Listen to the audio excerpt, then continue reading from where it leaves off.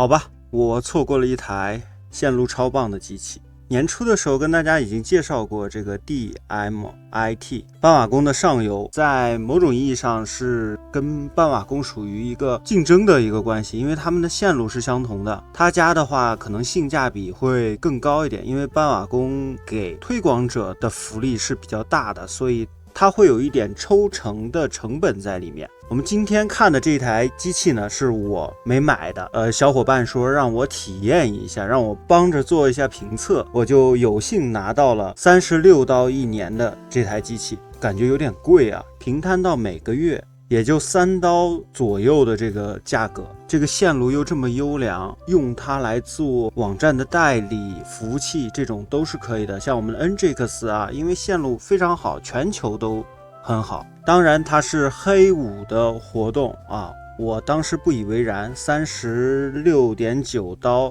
不是这款啊，这款的话是联通4837的线路，好像是圣何塞的地区。今天说的是洛杉矶，但是未来的话，如果它在圣诞节、新年的有一些活动的话，科技链会随时跟大家沟通。它的界面也做了一些修改啊，跟之前我评测时候也不太一样了啊，这边是它的一个机器的一个型号，截止的一个日期 CPU 内存硬盘，它的硬盘有些小啊，但是不影响它的优秀。它很畸形的一点是在于它每个月是 450G 的双向流量， 225G 的出站流量，但是对我们日常使用，包括你网站服务器做反向代理啊，这些网站访问流量，中型的网站也都是足够。是因为我们之前讲雷驰，我们提到过啊，雷驰就相当于一个中转代理服务器，中间这个环节是跟用户访问强交互的，所以它的线路优劣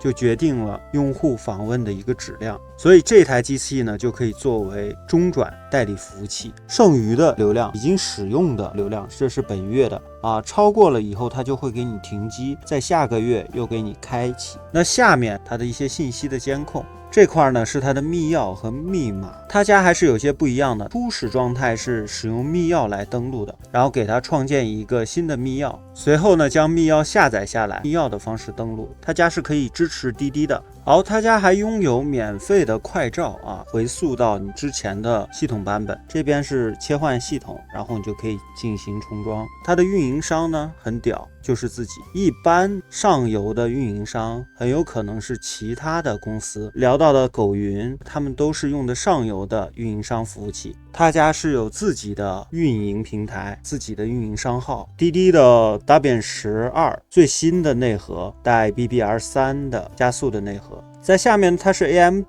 的 EPYC 啊，也是 AMD 主力的服务器 CPU 架构，这个是一个高性能的处理器，它是1核的。物理内存是1G 的，虚拟内存它虚拟了1G， 虚拟内存会占用一部分硬盘的资源，它其实是10个 G 的硬盘，是美国洛杉矶的机房，不解锁迪士尼啊，奈飞也不解锁非自制剧，它是支持 TikTok 的，爱奇艺 ChatGPT 它都是支持的。它的 CPU 表现其实蛮不错的，属于中上水平，天梯图基本上能排到前10。它的 I/O 属于中等水平，当然跟我们欧洲的那些强力的机器还是差挺多的，它也不算低不算高。它是3网，电信、联通、移动全走的是电信的 CN2 线路，电信自家是 CN2 的 GIA 线路，甚至包括联通也会走 CN2 GIA。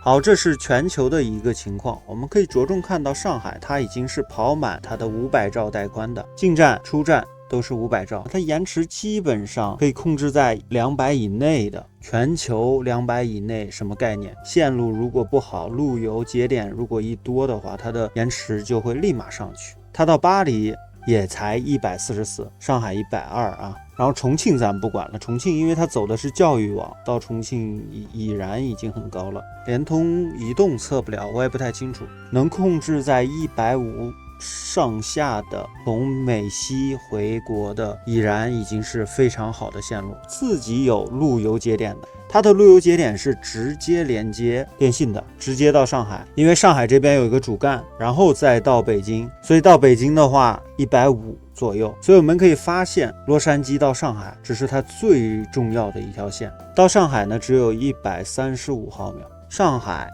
广州都有电信的回国直连优质线路，到深圳也就154毫秒啊，联通走上海电信，是不是很匪夷所思？都是由电信来负责接管，从上海电信直接分发到北京联通，直接从上海电信到上海联通，零延迟过渡。电信 CN2、GIA， 然后再分发回国各自的网络。所以用电信的小伙伴呢，这一波身价，这一波优越感体现的淋漓尽致了。电信好像在南方比较有优势，在北方呢就比较麻烦一点，先到上海再回北京。然后教育网这边依然是从洛杉矶直达上海电信，做了一个切网啊，到教育网，切到教育网以后呢，我们直接是到重庆。这一波直连耗时也是比较久的，有将近40的延迟啊，最后到成都啊，那就是170。跟大家分享了一个我错过了购买它的一个机会，之前我没看上它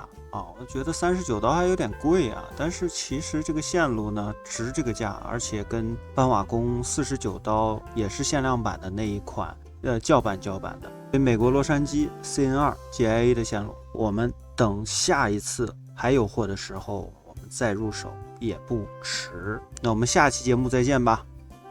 拜拜。